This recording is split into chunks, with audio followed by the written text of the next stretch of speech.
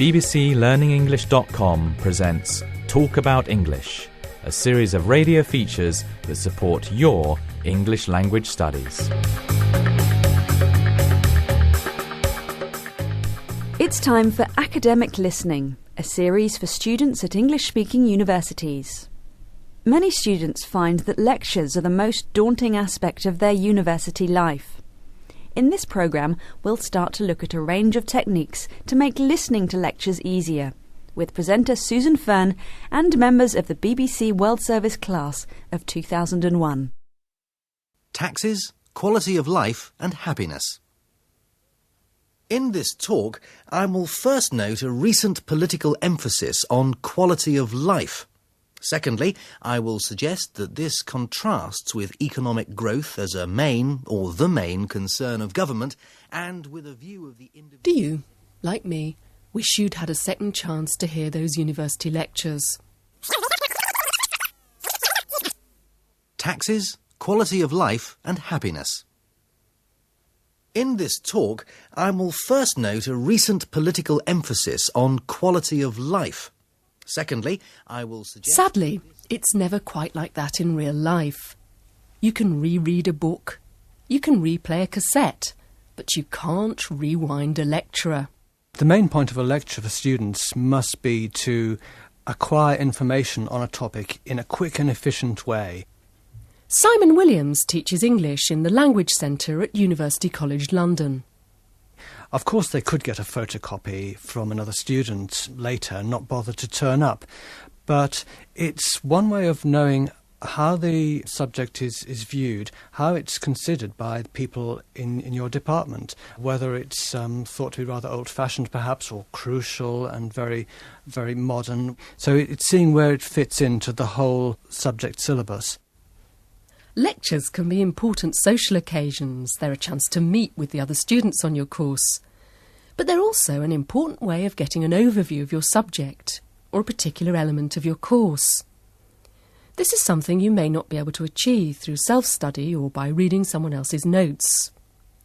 University teachers also have specific aims and objectives when they lecture. Simon Williams again.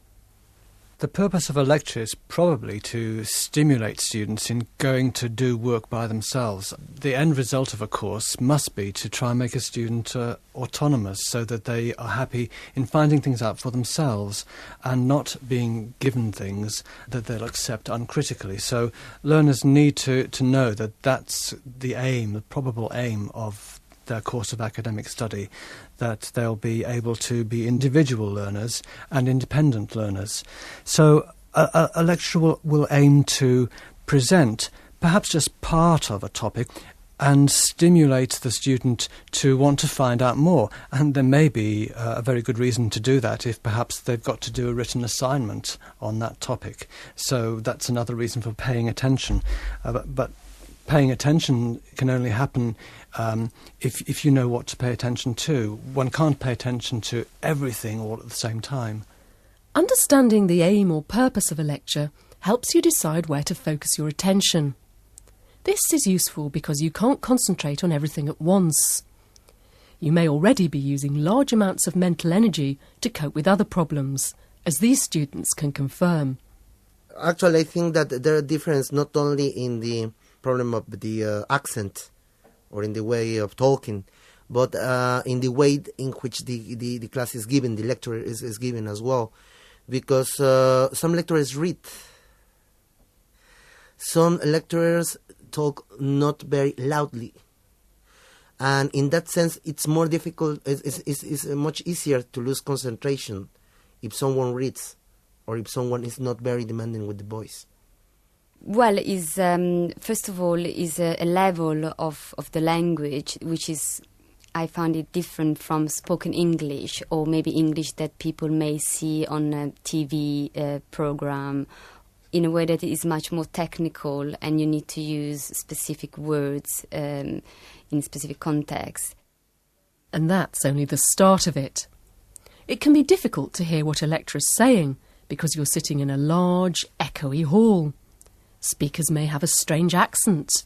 They may speak too quickly or too quietly. Some might use unfamiliar technical or academic vocabulary. Christine Reeves teaches at Bell Norwich, a language school in the east of England.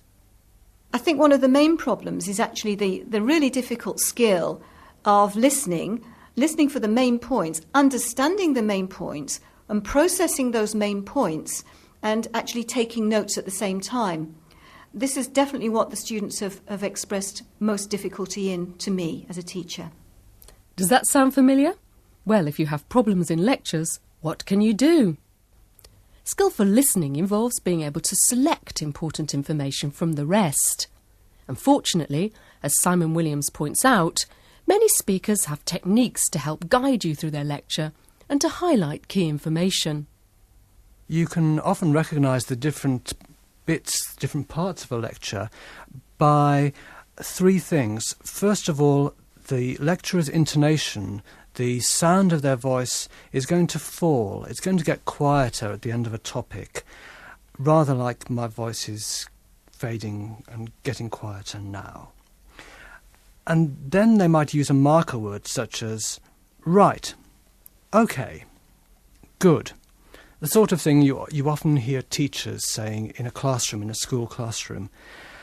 And then there'll be a marker phrase such as I'd like to move on now, or turning now to, or let's now consider. So the speaker is self-consciously saying what they're going to do next in speech terms, in language terms. So you can think of those markers as signposts on the journey through the lecture. Good lecturers guide listeners through their talk. Their intonation and stress patterns act as pointers to important information. Falling intonation helps you know when a speaker's finished one idea or topic and is about to move on to the next, at a higher pitch. This is, if you like, the spoken equivalent of the full stops and paragraph breaks in a book. Speakers tend to stress important points by speaking more clearly, perhaps a bit louder, more slowly, and with greater care. This lecture was originally given by Don Hill of University College London. It focuses on the relationship between wealth and happiness. Now, don't worry too much about the specific content of what he's saying. Listen instead to the way he says it.